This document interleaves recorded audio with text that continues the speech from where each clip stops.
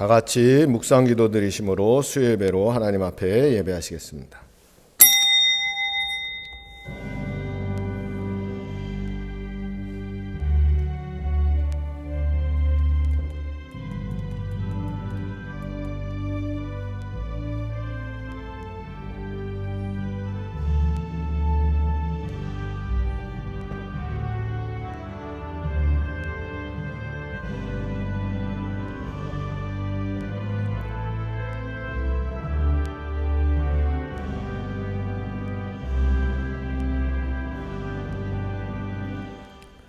전능하사 천지를 만드신 하나님 아버지를 내가 믿사오며 그 외아들 우리 주 예수 그리스도를 믿사오니 이는 성령으로 잉태하사 동정녀 마리아에게 나시고 본디오 빌라도에게 고난을 받으사 십자가에 못 박혀 죽으시고 장사한 지 사흘 만에 죽은 자 가운데서 다시 살아나시며 하늘에 오르사 전능하신 하나님 우편에 앉아 계시다가 저리로서 산자와 죽은 자를 심판하러 오시리라.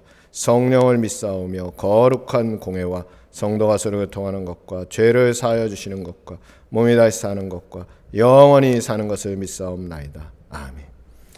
찬송 390장 1절만 찬양하시겠습니다.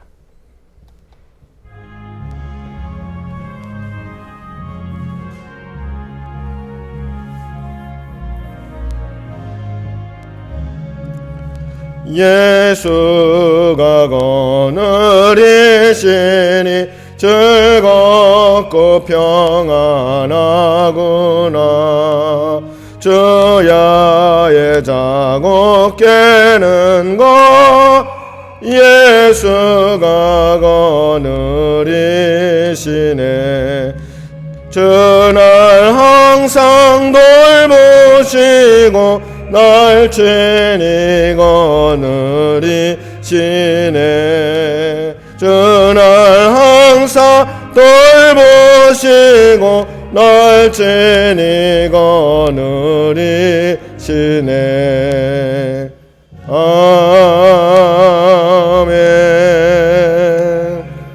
하나님 말씀 보겠습니다. 하나님 말씀은 요한복음 11장 1절 말씀입니다.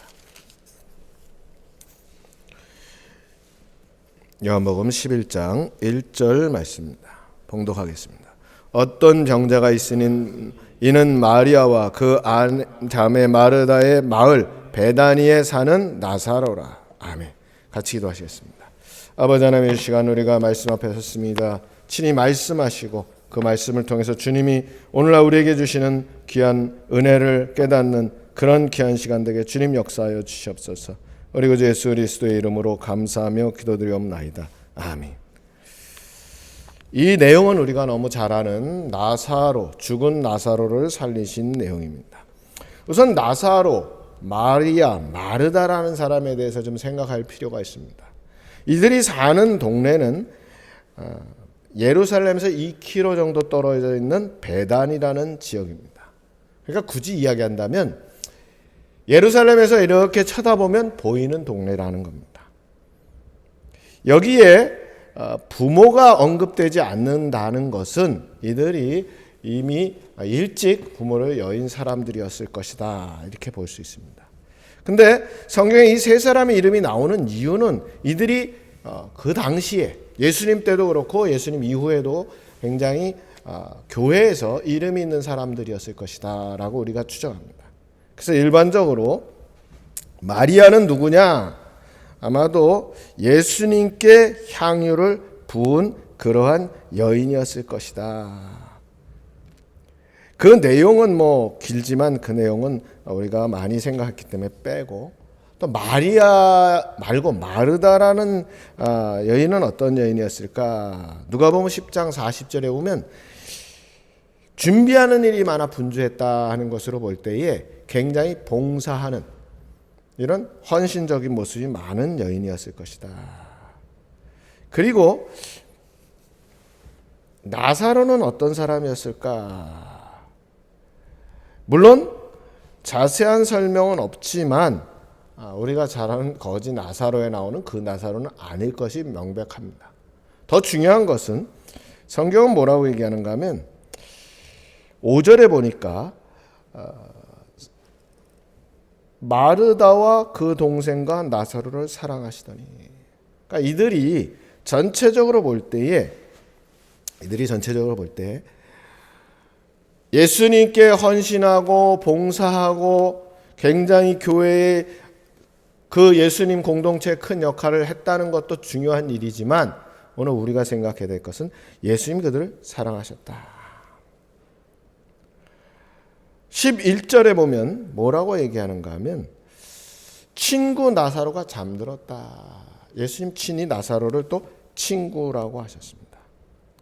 그래서 성경에 보면 뭐라고 했는가 하면 이 중간의 내용이 그겁니다. 예수님께서 베다니로 가려고 하시니까 제자들이 선생님 지금 유대인들이 예수님을 돌로 치려고 하는데 그래도 가십니까? 할 때 예수님께서 기꺼이 내가 깨우러 가겠다 하실 만큼 이들을 사랑하셨다. 더 나아가서 35절에 보면 이 나사로의 죽음에 대해서 예수님께서 눈물을 흘리셨다.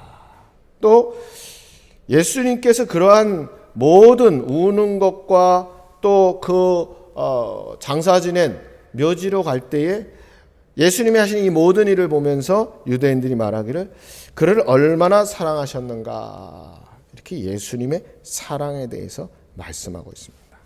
그러면 정리하면 이 마리아, 마르다, 나사로는 교회에서 주님의 공동체에서 많은 헌신과 봉사를 하는 사람들이었고 특별히 예수님은 이들을 굉장히 사랑하셨다 하는 것을 우리가 보는데 문제는 그 나사로가 오늘 성경에는 죽었다. 왜 죽었느냐? 3절에 보면 사랑하시는 자가 병들었나이다. 병이 들었습니다. 그리고 예수님이 오시는 사이에 그가 죽었습니다. 정확하게 우리가 성경에서 어떤 이유로 이 나사로가 그렇게 됐는지는 설명하고 있지 않지만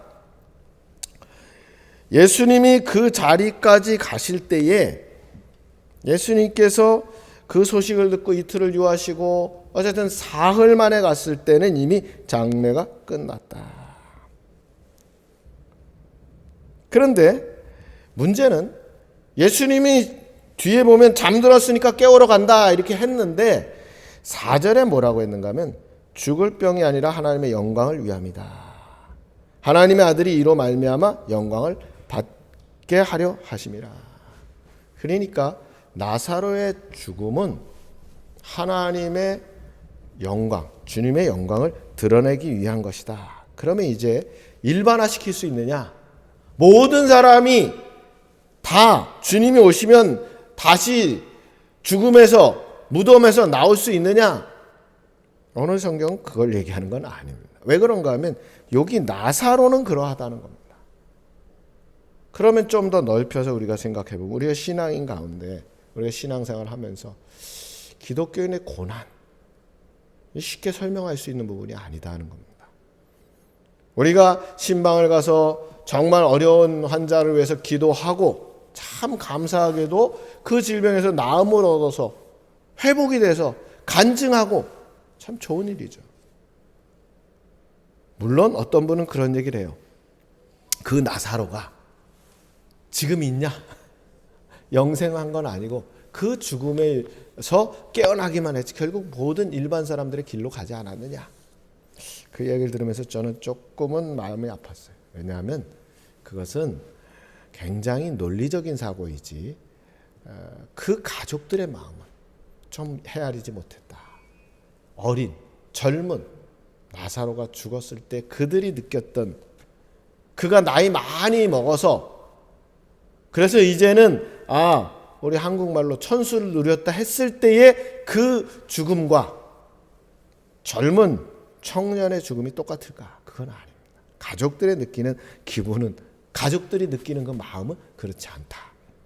다시 말씀드리면 우리가 신앙인들이 어떤 어려움, 어떤 질병, 어떤 고통 가운데 있을 때 우리가 기도하고 하나님 앞에 정말 간구함으로 나음을 얻으면 좋겠는데 그러면 참 은혜가 되죠.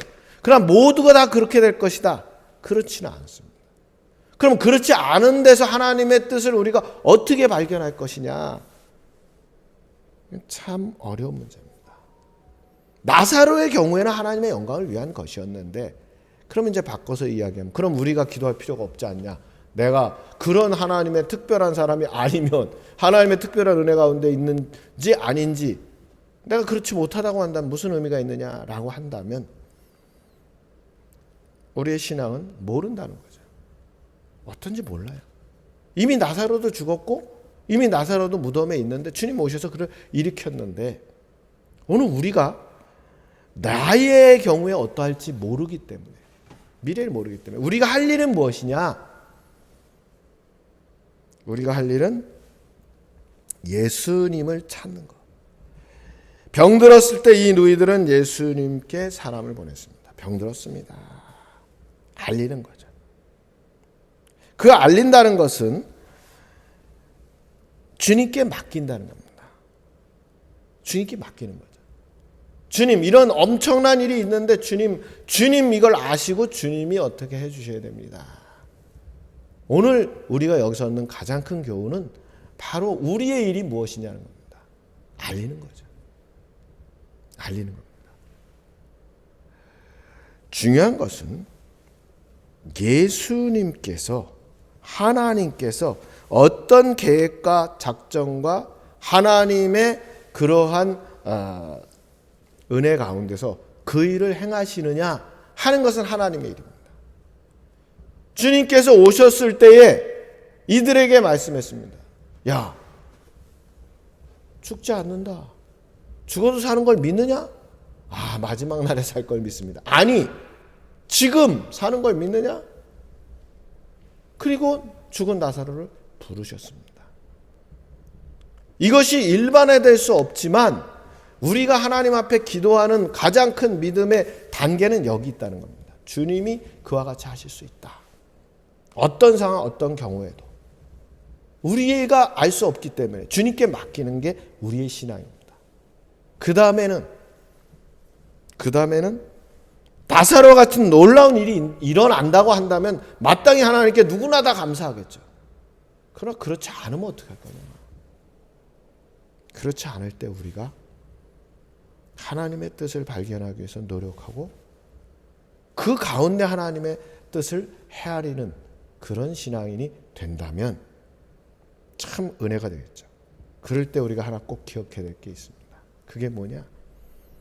그런 상황 가운데 있을 때에 우리가, 야, 주님께서 죽은 나사로도 일으켰는데 충분히 하실 수 있어 라고 하는 신앙의 자세도 중요하고, 동시에 어느 이 나사로의 상황 속에서 함께 마르다와 마리아 함께 울어주는, 함께 아파하는, 이러한 함께 하는 그런 신앙의 모습도 중요하다는 겁니다. 그러면 결론적으로 말씀드리면 왜 이렇게 명확하게 얘기하지 않느냐? 죽은 나사로가 살아난 것처럼 오늘도 그런 일이 일어난다라고 말하지 않느냐라고 한다면 일어나죠. 일어나는데 그 일어나는 것이 하나님의 뜻 가운데 있다는 걸 우리가 인정해야 된다는 겁니다. 그러지 않으면 여기는 하나님의 뜻이 아니야가 아니라 여기에도 하나님의 계획과 작정과 하나님의 뜻이 있다. 우리 사람이 그걸 발견하기는 어렵죠.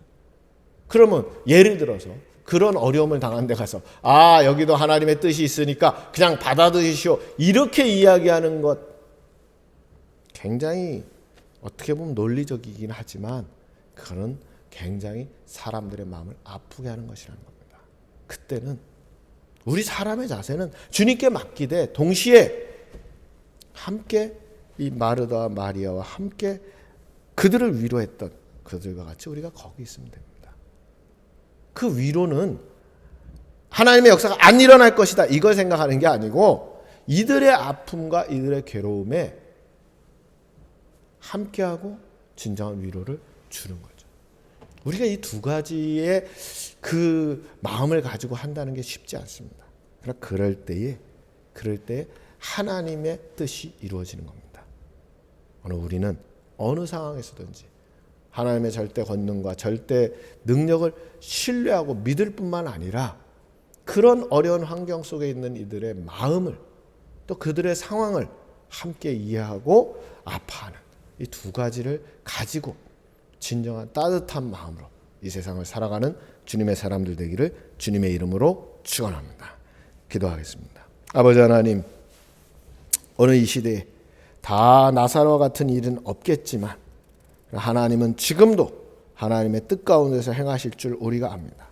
그런 믿음과 그런 마음으로 우리가 살게 하시고 더 나아가서 이런 수많은 고통과 괴로움을 당하고 있는 이들을 향해서 우리가 진정한 위로의 마음을 가지고 나아갈 수 있는 주의 사람들에게 주님 함께하여 주시옵소서. 우리 구주 예수 그리스도의 이름으로 감사하며 기도드리옵나이다. 아멘. 찬송 569장 1절만 부르시고 주기도로 예배를 마치겠습니다.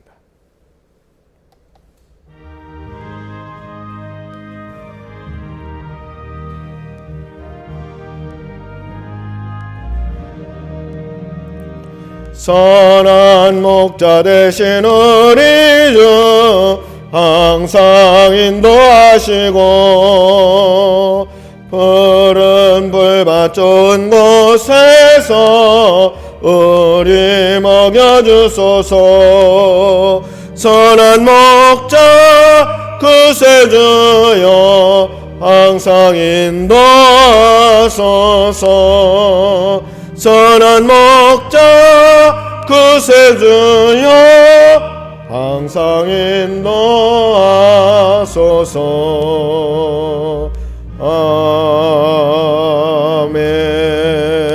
아멘.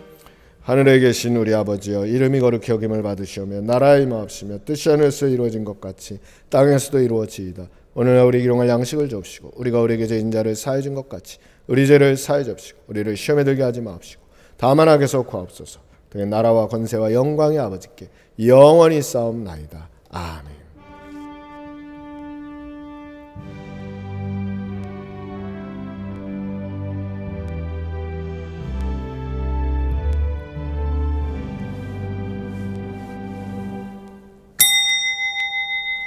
예배를 마쳤습니다.